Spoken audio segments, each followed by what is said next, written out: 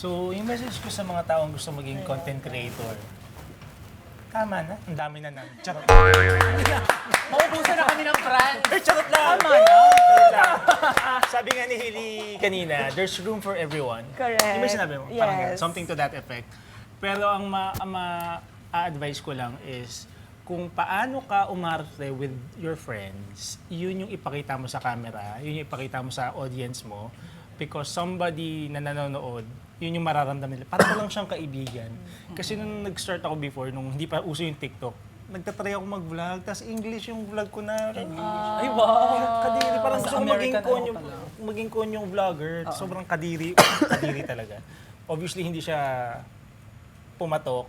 Tapos kung paano lang ako with friends, yun talaga yung parang minahal, kumbaga, ng audience ko. So, kung nagsa-second guess ka, baka hindi ako gusto ng mga tao, may isang tao dyan makaka-relate kung paano kang magsalita, kung paano ka umarte, yun yung ipakita mo.